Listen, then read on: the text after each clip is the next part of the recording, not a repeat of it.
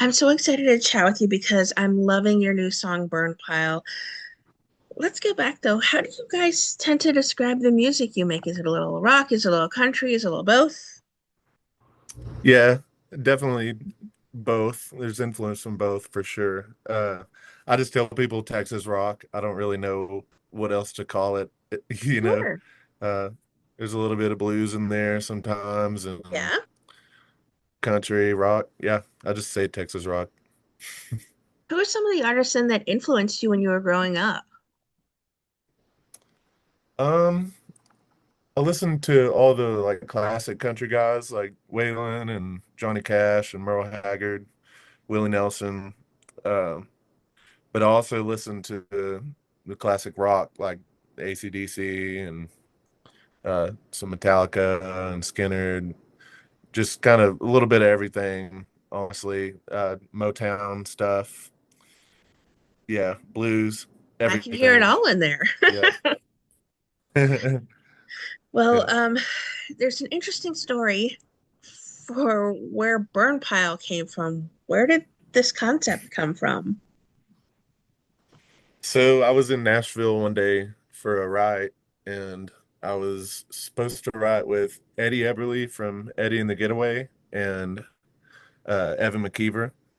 And we had the music like for it started, and Ben Burgess, who's another Nashville songwriter, we're from the same area of Northeast Texas, and he had just got out of a riot and was free for the rest of the day, and I was like, well, you can jump in if you want to, and he did, and he came up with the first line of the song that says, "I love that picture of us fishing out at Lake Fork," and we just kind of ran with it from there, and what by the time we got done writing it, I was like, I don't know if this is going to come out or not, just because it was such a crazy concept. But it ended up making the cut, and I feel like people have responded to it well, so it's Yeah, I was doing just good. gonna ask. It's quite different from Rock Song, your, your previous one. And I was gonna ask you what fans have thought of this burn pile.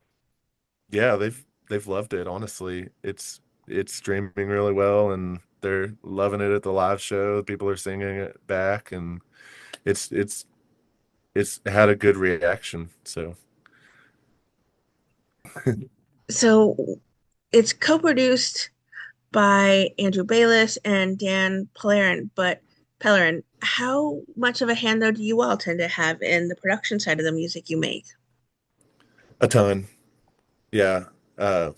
So for that song and the album that we're getting ready to put out, we recorded it at Sonic Ranch in El Paso, Texas. And it was kind of like I wanted to bring the people that I wrote the songs with for the album because they're also great musicians and just have Sure. a good ear for music. So I was like, hey, y'all come out, let's just have a fun time and record this album and make it something special. And so it really was a group effort making every song, including Burn Pile. And it was a lot of fun, and I feel like a non-traditional way to make an album. It's an incredible song. Is it a prelude to a full album or an EP? Yeah. So the first half of the album is going to come out pretty soon, and it's going to be like all the rock stuff. And we have obviously like I think four or five more new songs coming out with that, and then the second half of the album is going to be more kind of personal, ballady, slower stuff, slower Okay. songs. Yeah, so I'm excited to get it out. Are you able to tease any collaborations you'll be working on for this? There's actually not any collaborations on this album, but I do Okay. have a collaboration coming out uh, in between part one and part two with Mac Hankins from Mac Hankins and the Moonlighters. He's from East Texas. We live about 30 minutes away from each other.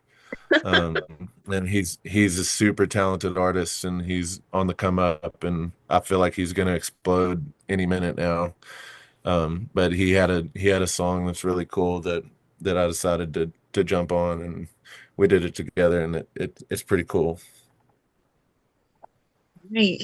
You've mentioned that this song, Burnpile, is doing great live. What can fans expect from a live Pecos and the Rooftop performance? Um, Very high energy.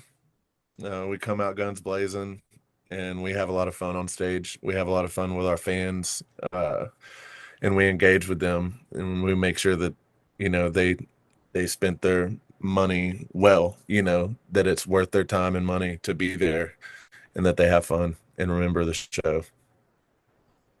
I'm sure this Stamp song gets played plenty. What are some other of your songs that you enjoy playing live still? Um, I like playing the new ones. I like playing Rock Song and Burn Pile, 11 Beers. Um, I also like playing 5 a.m. That one's really fun with the crowd. And we've been doing a Toby Keith cover lately. That's been really Okay. fun to play. Yeah, but honestly, I like playing all of them. But those are probably the highlighted ones. You've gotten to open for likes of Chloe Wetzel and Zach Bryan. Are there some favorite places you love performing though?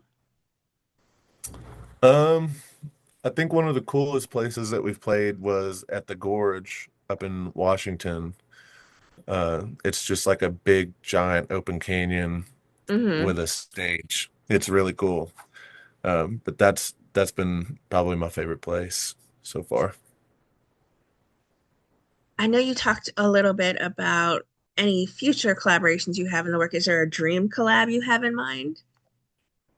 Not necessarily. I'm just kind of feeling it out, and if I end up writing a song that I feel like would be a great collaboration song, from there it's just kind of like seeing who fits the vibe the best.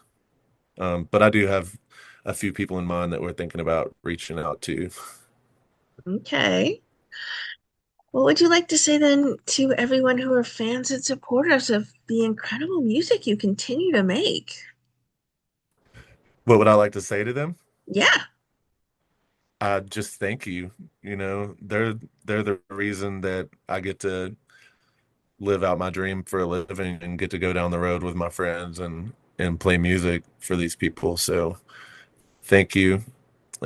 Thanks for the support and for listening to the music and for coming to the shows and bringing new friends to the shows. And yeah, just thank you.